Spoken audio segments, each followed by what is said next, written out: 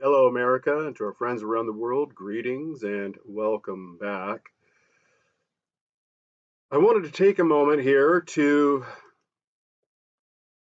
remind you of this story.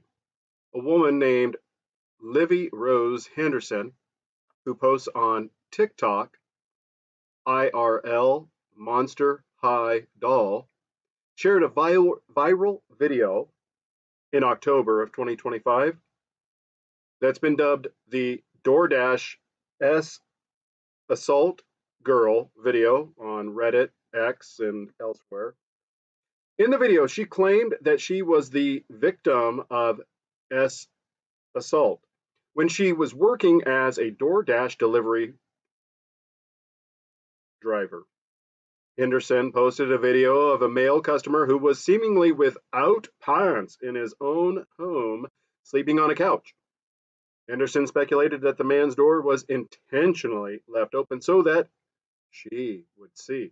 The TikTok algorithm has deleted the video for breaking the app's community guidelines. Its obscurity has thus led to some unfounded claims. Blah, blah, blah, blah, blah. Anyway, if I'm not mistaken, she entered the place when the instructions were very explicit for her to just leave it on the porch. But she took it upon herself to essentially illegally enter a home and then begin to photograph somebody in a compromised situation, and then runs outside and makes a video about how she is the victim. She was, if I'm not mistaken, she was terminated from DoorDash for having violated their policy and for violating the instructions that she was given and doing, abusing this man. So, uh, what's his name? The guy that says "Now you're a single mom." Oh man, that song is freaking lit. Let's see here. What's his name? BrandonJamal. Breaking news: DoorDash girl arrested and charged with not one but two felonies, ladies and gentlemen. Oh, please let justice be served.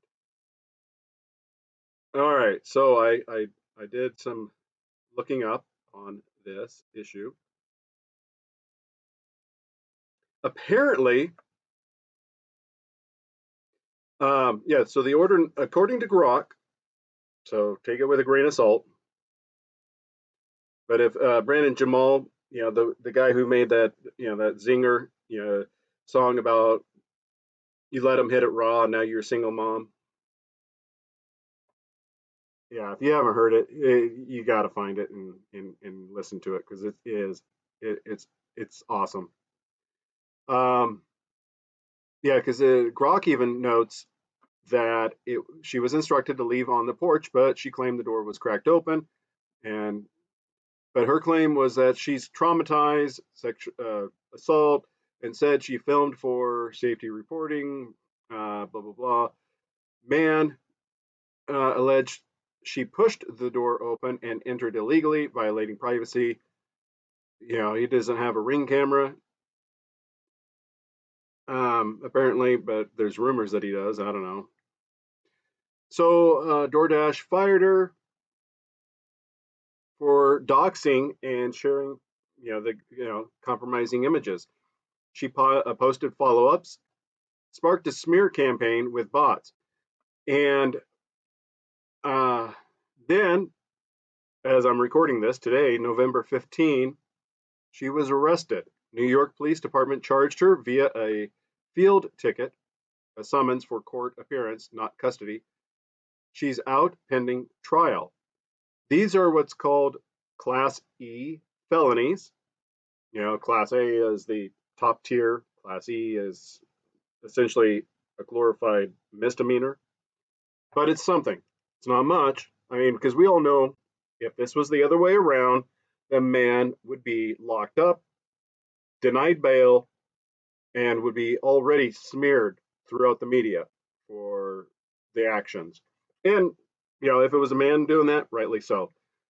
But that's the gyno cacistocracy that I am unsuccessfully attempting to gain traction on X, and Gab, gyno being, of course, female, and kakistocracy is rule by the most corrupt and or the most incompetent. All right, so the two felonies: unlawful surveillance under New York penal law, subsection 250.45, filming, recording someone without consent in a private space, meaning his home, especially intimate slash naked. Class E felony, up. Oh, so maybe this class E isn't as low grade as I thought. Up to 4 years prison and $5,000 and up fine.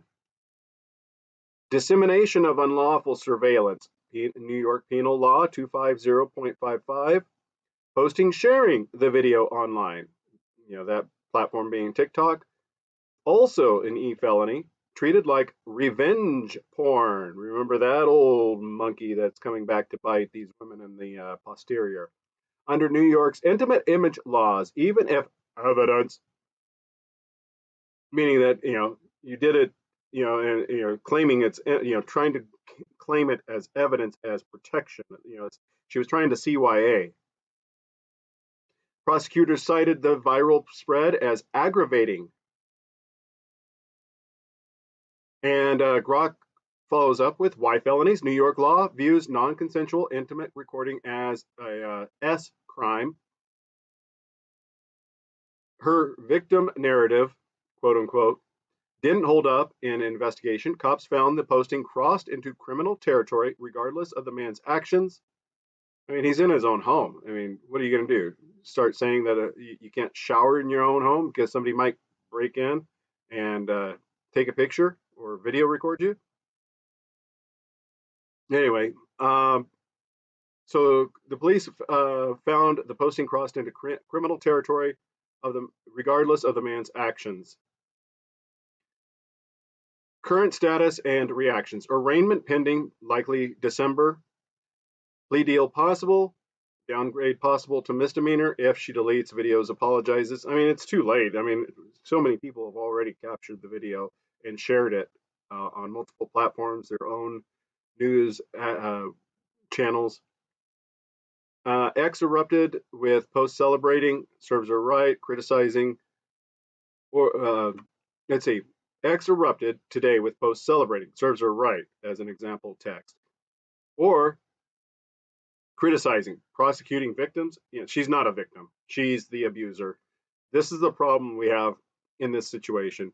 She is literally the abuser, and still people are rushing to her defense. It's the Amber Heard, effect. Let's see. User shared mugshots, police reports calling it karma for clout chasing. No charges against the man, and it says yet. Investigation ongoing for exposure. Some speculate his townhome complex footage could surface. All right. This case highlights tensions in gig work safety versus privacy laws. No, she violated the rules. If she had followed the rules, leaving it on the porch, it's that. You ever see the IT crowd and Roy's character tells Moss, leave it alone. And Moss even repeats it back. I'm just going to leave it alone. And then he messes it up, and the office catches on fire, and he tries to call 011999, and it's a whole series of numbers, 3, and he can't do it. And so he emails the fire department, and he writes it in all caps, help, fire. Yeah, and then the fire department shows up at the end credits. Anyway, it's one of those Graham Linehan classics. The IT crowd, if you haven't seen it, it's dorky funny. So justice perhaps is being served. We shall find out how the results go.